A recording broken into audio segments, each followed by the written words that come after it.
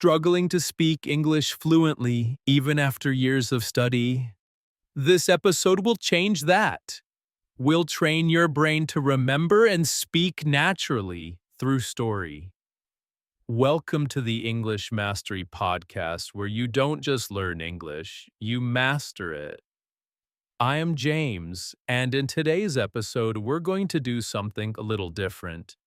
My colleague will read you a story slowly, clearly, and with emotion to help you absorb English the natural way. Why a story? Because your brain remembers stories.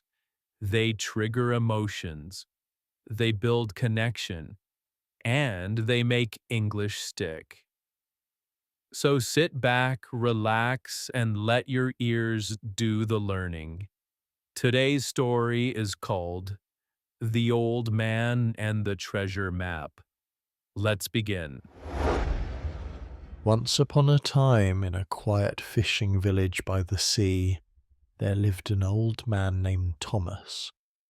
Thomas wasn't rich. He lived in a small wooden house with a rusty roof and creaky floors. But every morning he smiled because he had the ocean. One day, while walking along the shore, Thomas found something unusual. A bottle, a glass bottle with a piece of paper inside. He opened the bottle.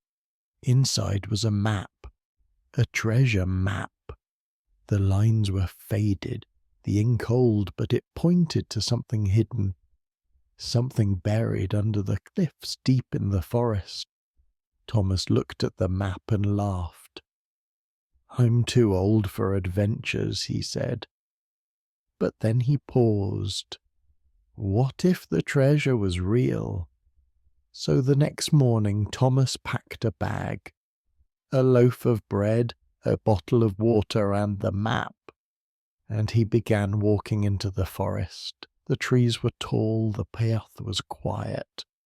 Birds sang in the distance, and Thomas followed the map. After hours of walking, he reached a small clearing, just like the one in the drawing. He started digging. Minutes passed, then hours. Suddenly clink. His shovel hit something hard. It was a box. He opened it slowly. Inside was not gold, not jewels, but a letter. The letter read, "The real treasure is the journey you took to get here." Thomas smiled, and for the first time in years he felt young again. Now let's break down some useful sentences and phrases from the story. I'll say each sentence slowly, then you repeat after me. Ready? Let's go. Phrase 1. There lived an old man named Thomas. Repeat with me. There lived an old man named Thomas. This is a common way to begin a story in English. It's a formal and poetic way of saying there was a man named Thomas. Phrase 2.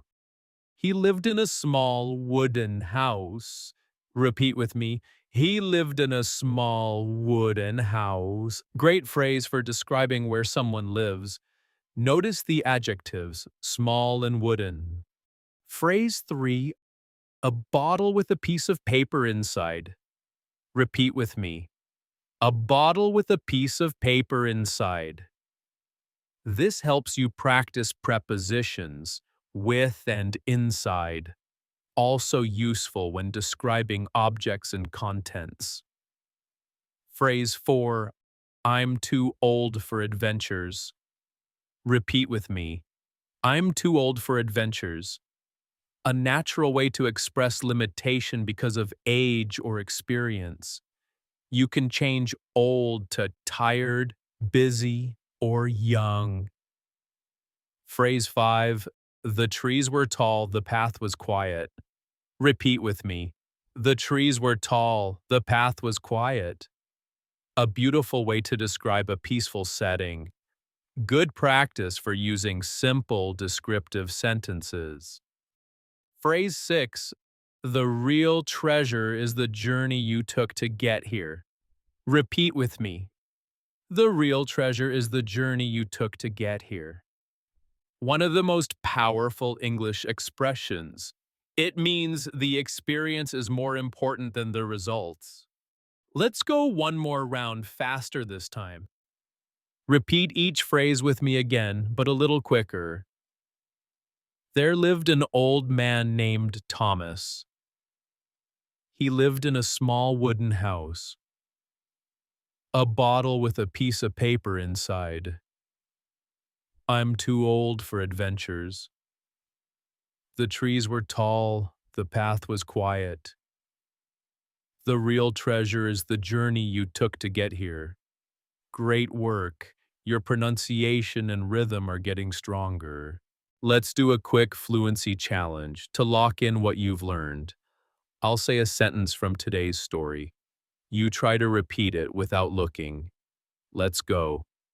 He walked slowly through the forest. Your turn.